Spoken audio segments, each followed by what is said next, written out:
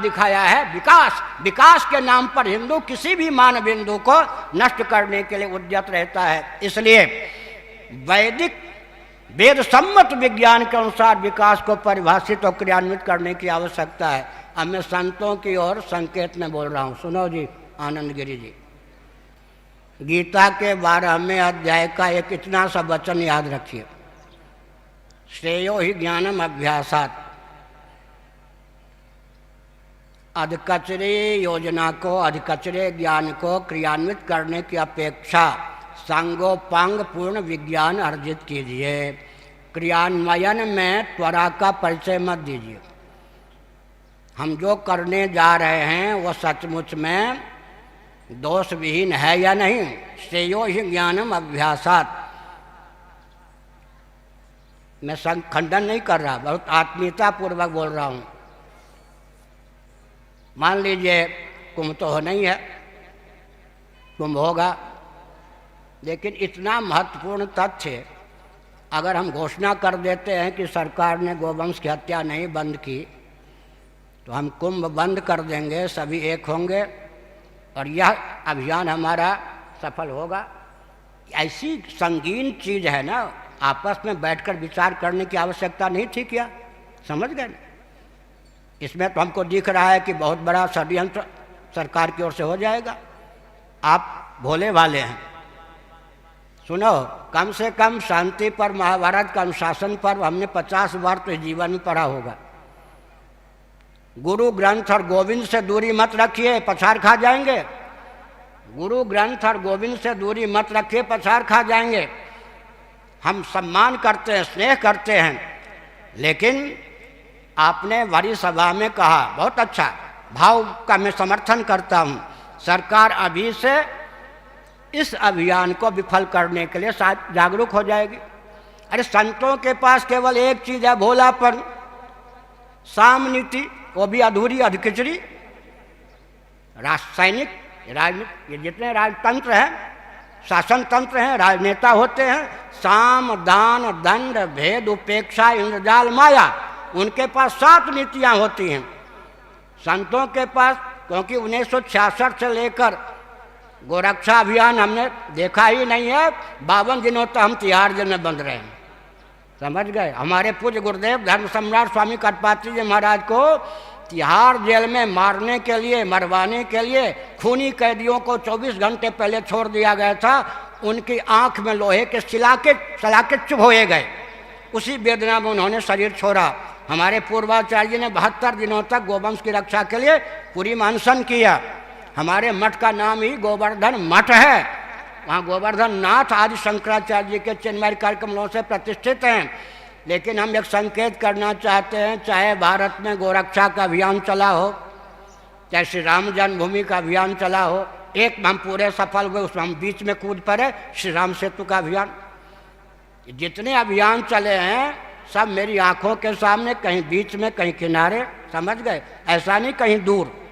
इसीलिए मैं संकेत करता हूँ, भविष्य में संतों से अनुरोध करता हूँ, कोई भी घोषणा आप करें, बहुत सोच समझ करके करें, छानबीन करके करें, सद्भाव पूर्वक संवाद के माध्यम से सैद्धांतिक निष्पत्ति लें। अवसर आने पर उसकी घोषणा करें। अगर घोषणा न करने की आवश्यकता हो और कार्य सफल होने की संभावना हो तो बिना घोषणा किए ही कार्य को सफल बना दें। नहीं तो इस प्रकार की घोषणा से हमारी भावुकता सिद्ध होती है। एक मैं बात कह दूं, हमारे रामदेव बाबा जी लाडले प्यारे आएंगे शायद, उनको विश्व हिंदू परिषद वालों ने उठाया, कहाँ पहुँच गए? मनमोहन सिंह जी के पास। किसको लेकर मालूम है?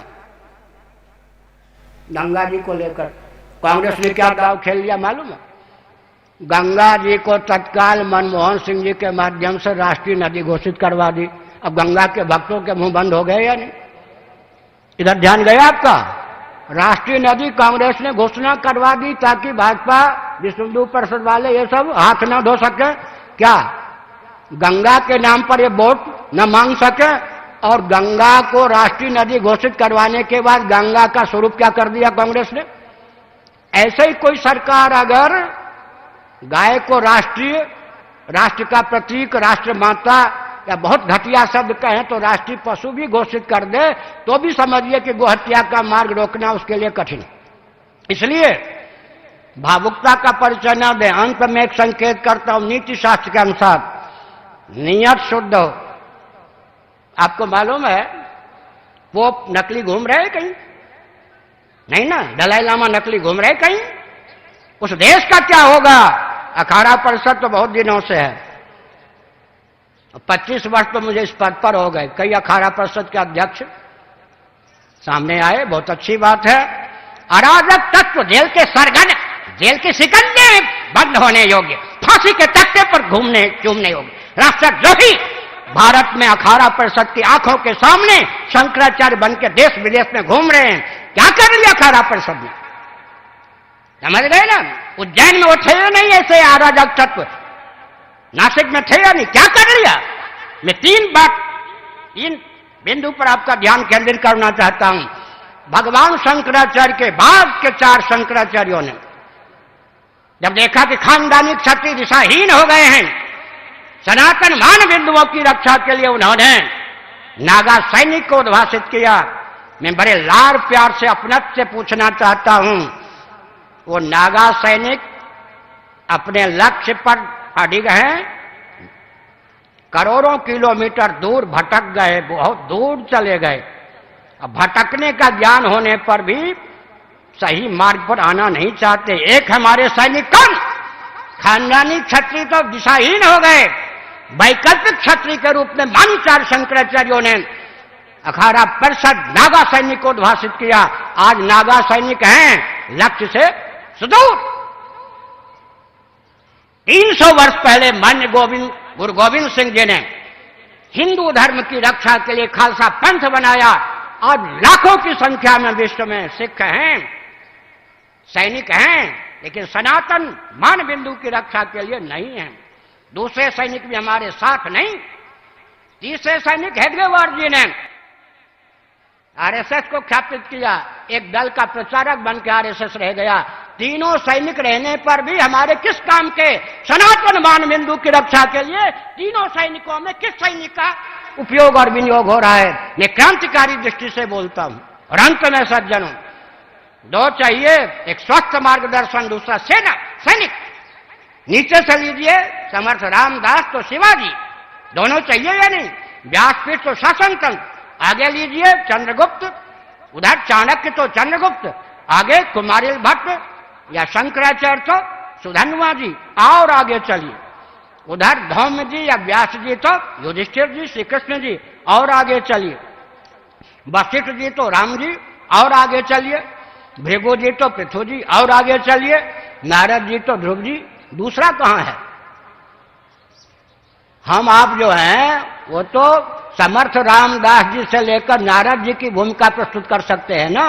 दूसरे की कमी दूर कीजिए ना। हम अहिंसा के पक्षधर हैं, लेकिन बौद्धों की झूठी अहिंसा ने देश को गर्त में डाल दिया। गांधी जी की झूठी अहिंसा ने भारत को गर्त में डाल दिया। हम छात्र सेना, छात्र संघ के समय छात्र बल के पक्षधर हैं। अरे राजनीति का अर्थ होता है छात्र धर्म। राजनीति और राजधर्म पर्यायवाचक हैं या नहीं? उसका एक नाम होता है दंड नीति, उसका एक नाम होता है अर्थनीति। एक उदाहरण देता हूं, सुनिए, ये भूलदंड है या नहीं? इनसे हम हवन भी करते हैं, लिखते भी हैं, गणानान्त्वा ऐसा घन पाठ आदि भी, वेद का उच्चारण भी करते हैं, भोजन भी करते हैं, तैरने में भी इसका उपयोग होता है, चलने में भी उपयोग होता है। ऐसे बिना हाथ के चलने वाले की स्थिति क्या होती है?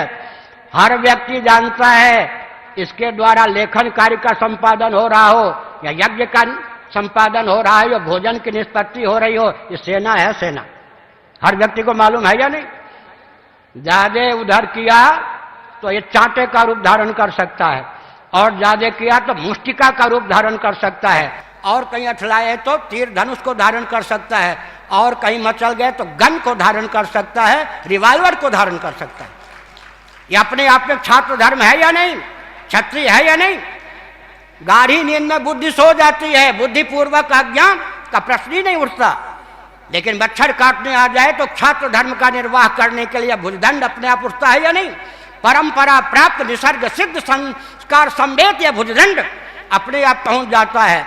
मच्छर चपेट में आ जाए तो उसका कचूमर निकल जाता है, और भाग जाए तो कम से कम इसके द्वारा खुजला लेते हैं। छात्र धर्म चाहिए। राजस्थानियों, महाराणा प्रताप का आदर्श चाहिए। छात्र धर्म का विलोप करके गांधी जी वाली अहिंसा, जिस अहिंसा के गर्भ से खून की नदी बह गई, उस अहिंसा के द्वारा हमारा कल्याण नहीं हो सकता। हम मान बिंदु की रक्षा नहीं कर सकते। हमको छात्र धर्म चाहिए, छात्र धर्म चाहिए।